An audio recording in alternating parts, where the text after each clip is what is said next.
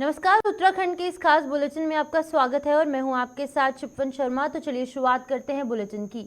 24 फरवरी को अल्मोड़ा की सभी विधानसभाओं में प्रधानमंत्री नरेंद्र मोदी का वर्चुअली संवाद कार्यक्रम आयोजित होगा, जिसको लेकर पार्टी सत्र में कार्यक्रम आयोजित करने की तैयारी शुरू हो चुकी है। बता दें कि भाजपा प्रदेश प्रवक्ता सुनीता विद्यार्थी ने बताया कि विकसित संकल्प यात्रा के तहत प्रधानमंत्री नरेंद्र मोदी वर्चुअल पदाधिकारी के साथ संवाद कर रहे हैं, जिसके तहत 24 फरवरी को जिले के विभिन्न स्थानों में कार्यक्रम का आयोजन किया जा रहा है, जिससे कि लोकसभा चुनाव में उत्तराखंड की 5 सीटों पर जीत हासिल की जा सके। माननीय प्रधानमंत्री श्री नरेंद्र भाई मोदी जी पिछले कई महीनों से जो है विकसित भारत संकल्प यात्रा के माध्यम से हम जनता के बीच में पहुंच रहे हैं और लगातार माननीय प्रधानमंत्री जी योजनाओं के माध्यम से वर्चुअली संवाद कर रहे हैं। तो यहाँ पर अभी आगामी 24 को अल्मोड़ा में हमारा ये वर्चुअली संवाद रहने वाला है, जिसमें तमाम विधानसभाएं जो हैं उनके जनप्रतिनिधियों से वार्ता रहेगी और आगे के लिए किस प्रकार से हम लोगों को जनता के बीच में जाना है और कैसे हम लोग सभी योजनाओं की समीक्षा कर रहे हैं उसके बारे में सभी मार्गदर्शन वहां पे रहने वाला। कांग्रेस पार्टी के बैंक खातों पर रोक लगाने को लेकर उत्तराखंड में भी सियासत गर्मा चुकी है। कांग्रेसियों ने भाजपा सरकार के खिलाफ जमकर प्रदर्शन किया, साथ ही भाजपा पर विपक्ष के उत्पीड़न का आरोप लगाया गया। वहीं पर भाजपा नेता रविंदर जुगरान ने कांग्रेस के आरोपों का खंडन करते हुए कांग्रेस को सुप्रीम कोर्ट और साथ ही साथ ट्रिब्यूनल में अपील करने की सलाह दी है। रविंदर जुगरान का कहना है कि कांग्रेस के खातों को फ्रीज आयकर विभाग ने किया है और ना कि केंद्र और राज्य सरकार ने। वहीं पर रविंदर जुगरान का कहना है कि कांग्रेस अपनी कमियों को छिपाने के लिए भाजपा पर आरोप लगा रही है, जिसका कोई जनाधार नहीं है। कर रहे हैं और लोकतंत्र की हत्या बता रहे हैं का आरोप लगा रहे हैं। देखिए, पहली बात तो उनका यह कहना, बीजेपी ने तो फ्रीज नहीं किया है ना, और इनकम टैक्स विभाग ने अपना जो भी कार्रवाई करी होगी वो आईटी डिपार्टमेंट ने करी होगी। और अगर उनको लग रहा है कि लंबे समय से ये लंबित है मामला, तो उनको जब डिपार्टमेंट कोई अगर गड़बड़ कर दे जाने अनजाने में या उनके हिसाब से पूर्वाग्रह से ग्रसित होकर भी, तो ट्रिब्यूनल्स हैं, ट्रिब्यूनल के बाद हाई कोर्ट्स होते हैं, फिर सुप्रीम कोर्ट होती है, तो वो जो है अपने आप स्वयं चीजों को परस्यू नहीं कर रहे हैं। अगर इनकम टैक्स डिपार्टमेंट ने कुछ क्वेरीज लगाई थी, कुछ प्रश्न खड़े किए थे, तो उनका जवाब तो कांग्रेस पार्टी को ही देना है, भाजपा तो नहीं जाएगी वहां जवाब देने। तो मिथ्या आरोप है, निराधार हैं। खाली भारत सरकार ही काम नहीं कर रही, इतनी एजेंसीज काम करती हैं, और अगर वो सरकार से नाराज हैं या उनका कहना है कि सरकार ये सब करा रही है, तो मैंने कहा ना, ट्रिब्यूनल्स हैं, कोर्ट है, सर्वोच्च अदालतें हमारे यहाँ हैं। तो ऐसा है कि अपनी कमियों को छिपाने के लिए आप सारा का सारा दोष जो है वो भारतीय जनता पार्टी पर मढ़ देंगे। टिहरी जिले के लमगांव के पास चूंड अस्पताल में दर्द से तड़पती हुई महिला का वीडियो वायरल हुआ है, जिसमें कि महिला अस्पताल में दर्द से तड़प रही है और अस्पताल में डॉक्टरों के कमरे खुले हुए हैं, लेकिन कोई भी डॉक्टर रात के इमरजेंसी ड्यूटी में नहीं है। आरोप लग रहे हैं कि महिला दर्द से तड़प रही है और दर्द के कारण जोर जोर से चिल्ला रही है, लेकिन अस्पताल में तैनात स्टाफ और डॉक्टरों को रोने की आवाज तक नहीं सुनाई दी। इससे पहले भी इस अस्पताल में 2 महिलाओं को समय से पहले रेफर ना किए जाने के कारण प्रवश पीड़ित महिला की जिला अस्पताल लाते समय रास्ते में मौत हो गई थी। आखिर लापरवाह स्टाफ और डॉक्टरों के खिलाफ कब कार्रवाई की जाएगी, ये एक बहुत बड़ा सवाल है। जबकि प्रतापनगर में सामाजिक क्षेत्र के अंदर काम करने वाले हंस फाउंडेशन की मेडिकल सेवाएं भी फेल साबित हो रही हैं।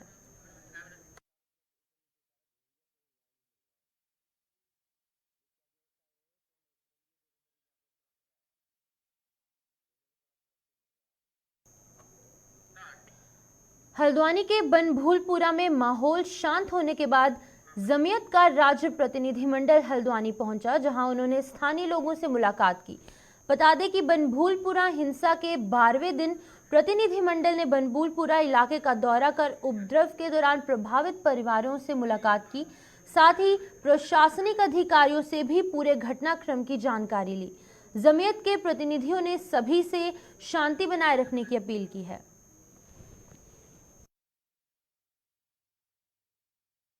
जमीयत उलमा हिंद का उत्तराखंड का एक प्रतिनिधि मंडल आज हल्द्वानी आया है। हमारी सबसे पहली प्राथमिकता ये है कि ज़िला प्रशासन के साथ मिलकर शांति व्यवस्था को बहाल किया जाए, माहौल को पुरअमन किया जाए। उसके बाद आगे क्या होगा वो बैठ के हम प्रशासन से बात कर रहे हैं। दूसरा ये है कि यहाँ जो लोग मुतासिर हैं उनकी क्या क्या ज़रूरतें हैं, क्या प्रभावित लोगों को क्या दिया जा सकता है, प्रशासन उनकी क्या मदद कर सकता है, जमीयत उनकी क्या मदद कर सकता है, इस पर भी हम आप लोग आज मिलेंगे, लोगों से उनसे समझेंगे। दूसरा ये है कि जमीयत उलमा हिंद ने हल्द्वानी फसाद में जो 6 लोग शहीद हुए हैं उनके परिजनों से कल एक हमारा राष्ट्रीय प्रतिनिधिमंडल आएगा। उनके परिजनों को कुछ राहत राशि के चेक वितरित किए जाएंगे और हमारी सबसे पहली मांग यही है कि अमन बहाली हो। ये अमन का गहवारा है हमारा मुल्क जो है, और अमन शांति से हम सब लोग रहेंगे तो राष्ट्र हमारा आगे बढ़ेगा, हम राष्ट्र के निर्माण में योगदान दे सकते हैं। कुछ भी 8 फरवरी को हुआ है वो यकीनन दुर्भाग्यपूर्ण है और वो एक काला दिवस के तौर पर याद किया जाएगा कि वो नहीं होना चाहिए था जो कुछ हुआ है। लेकिन अब ठीक है, जो कुछ हो गया, अब हालात सामान्य करने में हम पहले दिन से लोगों से अपील कर रहे हैं कि वो अमन और शांति के साथ रहें, किसी को किसी भी तरह की परेशानी नहीं हो। इसके लिए जमीयत उलमा हिंद एक एक चीज़ पर निगाह रख रही है और हम अपने लोगों से सिर्फ ना ये अपील कर रहे हैं बल्कि लोगों से मिल रहे हैं और उनको इस डर और भय से निकालकर अमन की तरफ को ला रहे हैं। और हम शासन प्रशासन के किए हुए कामों का पूर्ण तौर पर सहयोग भी कर रहे हैं और उनकी इस सिलसिले में प्रशंसा भी हो रही है कि जो फीडबैक आ रहे हैं बहुत अच्छे हैं। आगे हालात सामान्य हो जाएंगे और बहुत स्थिति अच्छी। हल्द्वानी के बनभूलपुरा में 8 फरवरी की हुई हिंसा के बाद से वहां पर कर्फ्यू अभी भी लागू है। बता दें कि जिला प्रशासन दिन का कर्फ्यू हटा लिया गया है, लेकिन शाम 5 बजे से लेकर सुबह 6 बजे तक अभी भी कर्फ्यू जारी है। कर्फ्यू के बीच जनजीवन सामान्य चला है, वहीं पर दुकानें खुलने से लोगों को निजात मिली है। वहीं पर इंटरनेट सेवा बहाल कर दी गई है, लोगों की आवाजाही शुरू हो चुकी है। दिन को कर्फ्यू हटाने के बाद लोगों ने राहत की सांस ली। सिटी मजिस्ट्रेट ऋचा सिंह का कहना है कि हालात सामान्य रहे तो कर्फ्यू पूर्ण रूप से हटा दिया जाएगा। उन्होंने बताया कि लोगों की समस्याओं को देखते हुए वहां पर सभी विभागों के अधिकारियों को भी तैनात किया गया, जिससे कि लोग अपनी समस्याओं को अवगत करवा सके। वहीं पर पूरे दिन की निगरानी जिला प्रशासन द्वारा की जा रही है और वहीं पर पुलिस और पैरामिलिट्री फोर्सेस के बीच में सभी दुकानें खुली हुई हैं। लोग रोजमर्रा की आवश्यक चीजें खरीद रहे हैं। बाहरी लोगों के आने पर निगरानी रखी जा रही है। वहीं पर मालिक के बगीचे के आसपास के क्षेत्र में 100 मीटर के परिधि में 24 घंटे अभी भी कर्फ्यू जारी है। किसी भी व्यक्ति को वहां पर आने जाने के लिए अनुमति नहीं है। आप सभी जान रहे हैं, अब नाइट कर्फ्यू इस क्षेत्र में लागू है। शांतिपूर्वक सारी स्थिति है और सभी दुकानें खुली हुई हैं, लोग अब आराम से आ जा रहे हैं। इसके अलावा जो वो स्थल है जिसे मलिक का बगीचा, उसके आसपास जो कर्फ्यू लगा हुआ है वहाँ पर भी सुविधाएं लोगों को प्रदान की जा रही हैं। किसी को कोई समस्या है उसमें अधिकारी भ्रमण कर रहे हैं, उसे दूर किया जा रहा है। और इसमें हमारे जो शहर के इसमें इमाम साहब लोग हैं, जो मौलाना साहब लोग हैं, उन्होंने भी अपील करी है। सभी लोगों ने, सब कुछ शांतिपूर्वक चल रहा है। ये स्थिति रही है तो शीघ्र ही उच्चाधिकारी इसमें हमें दिशा निर्देश देंगे और इस कर्फ्यू को आगे हटाया जाएगा। मूल निवास 1950 और सशक्त भू कानून लागू किए जाने की मांग को लेकर कोटद्वार के हजारों लोगों ने मूल निवास स्वाभिमान महारैली निकाली। रविवार को हुई इस महारैली में कोटेद्वार समेत प्रदेश के अलग अलग हिस्सों से 1000 लोग शामिल हुए। वहीं पर मूल निवास भू कानून समन्वय संघर्ष समिति के आह्वान पर हुई इस महारैली को जबरदस्त समर्थन मिला। कार्यक्रम के तहत कोटद्वार के देवी मंदिर से मालवीय पार्क तक महारैली निकाली गई। महारैली से पहले देवी मंदिर के समीप सभा का आयोजन किया गया, जिसमें कि आंदोलनकारियों ने अपने विचार रखे। उन्होंने कहा कि जमीन माफिया कोटद्वार के आसपास से बेशकीमती जीवनी और जमीनों को खरीद रहे हैं। हमारे यहाँ रिजॉर्ट कल्चर शुरू हो चुका है जो हमारी संस्कृति से मेल नहीं खाता। लचर कानून के कारण लोग अपनी पुरखों की जमीन बेच रहे हैं और बाहर से आए लोगों को रिजॉर्ट में रहने के लिए मजबूर कर दिया गया है। हमारी लड़ाई ना सिर्फ अपनी जमीनों को बचाने के लिए है, बल्कि मूल निवासियों को मालिकाना हक देने के लिए भी है। चक्रवर्ती सम्राट भरत की जन्मस्थली, जिनके नाम पर हमारे देश का नाम भारत पड़ा, उनकी धरती पर मूल निवास स्वाभिमान आंदोलन का शंखनाद हुआ। इस आंदोलन में हजारों की संख्या में हमारी मातृशक्ति शामिल हुई, पूर्व सैनिक शामिल हुए, युवा और बड़े बुजुर्ग और वरिष्ठ आंदोलनकारी इस मूवमेंट का आज हिस्सा बने। और एक संदेश यहाँ से सभी आंदोलनकारियों ने सरकार को दिया है कि हम अपनी ज़मीन को बचाने के लिए, अपने संसाधनों को बचाने के लिए, अपनी सांस्कृतिक पहचान, अपनी अस्मिता को बचाने के लिए आर पार की लड़ाई का मन बना चुके हैं। सरकार को जल्द से जल्द मूल निवास 1950 और इस हमारे राज्य में सशक्त भू कानून लागू करना ही होगा। अगर सरकार ऐसा नहीं करती है तो आने वाले समय में यह आंदोलन उत्तराखंड राज्य आंदोलन की तरह आगे बढ़ेगा। पूरे प्रदेश भर में हर हिस्से में इस आंदोलन की गूंज होगी। तो सरकार को समझना चाहिए, जनता सड़कों पर उतर आई है, जनता की भावनाओं का सम्मान होना चाहिए, जनता क्या चाहती है सरकार को उस पर गौर करना चाहिए। रामनगर हल्द्वानी मार्ग के समीप स्थित गेबुआ के पास हुई सड़क दुर्घटना में एक बाइक सवार युवक की दर्दनाक मौत हो गई, जबकि दूसरा बाइक सवार युवक गंभीर रूप से घायल हुआ है।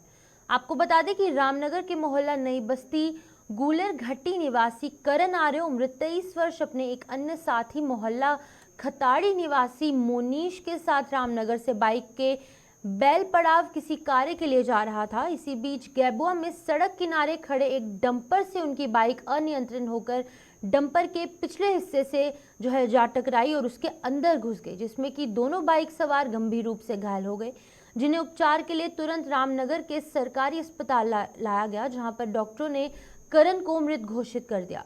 घटना के बाद मृतक के परिजनों में कोहराम मचा हुआ है। वहीं पर पुलिस मामले की जांच में जुटी है। तो मामला ये मेरा भांजा था, वो रामनगर से बैरवा की तरफ जा रहा था। रास्ते में कोई डंपर खड़ा था एक, जिसमें उसकी गाड़ी डंपर से भिड़ गई, जिसमें मौके पे ही मेरा भांजा हो गया और दूसरे लड़के को घायल है, जिसका उपचार चल रहा है। भांजा का क्या नाम था जिसकी डेथ हुई है? करण कुमार, गुलर घट्टी का निवासी है, यहीं रामनगर गुलर घट्टी।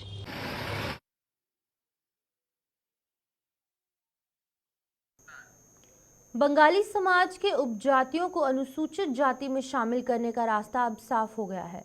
बता दें कि मुद्दे को लेकर संघर्ष कर रहे बंगाली महासभा उत्तराखंड की ओर से राष्ट्रीय अनुसूचित जाति आयोग में दायर याचिका पर आयोग ने केंद्र और दोनों राज्य से संबंधित विभागों के अधिकारियों के साथ हुई कई दौर की सुनवाई के बाद केंद्र सरकार को समुदाय के उपजातियों को देश के अन्य राज्यों की भांति 30 दिन के भीतर अनुसूचित जाति में शामिल करने के आदेश दे दिए हैं।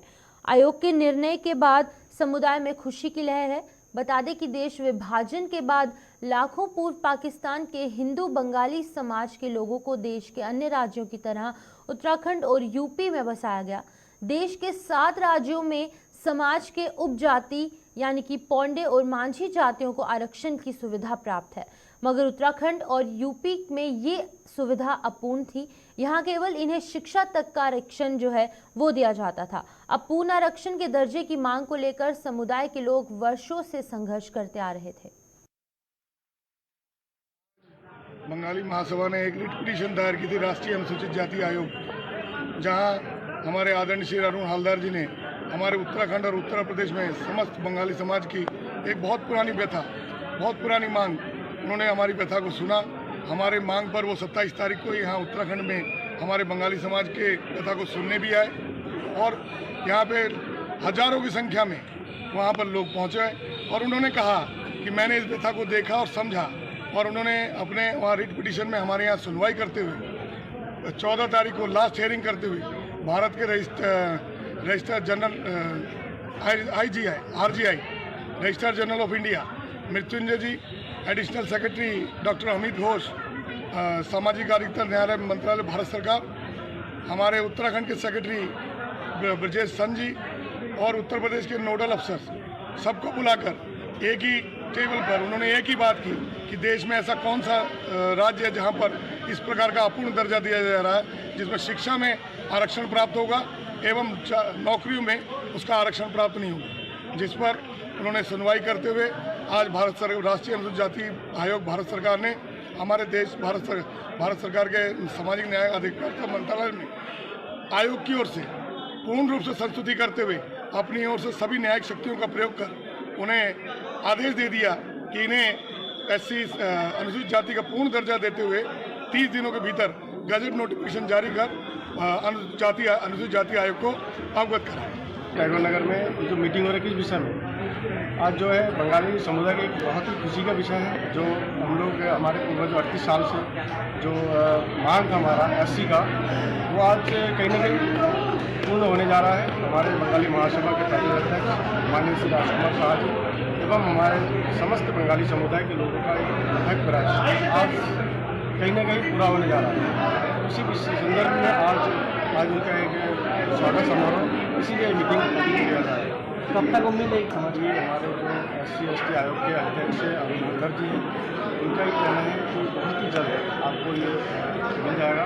बंगाली समाज को SC का डिमांड है वो अतिशीघ्र मिल जाएगा। रीज़न ये है कि देखिए उत्तराखंड के जो बंगाली है और कोलकाता के बंगाली है और यूपी में कई जगह जो है SC को मान्यता दिया गया है और हमारे झारखंड में सिर्फ SC जो छात्रवृत्ति है मान्य और जो नौकरी के इसमें मान्य नहीं है। जहाँ तक अरुण हल्दर जी ने उन्होंने आश्वासन दिया है कि बहुत जल्द ये तैयार। तो चलिए यहाँ पर रुकते हैं एक छोटी सी ब्रेक के लिए।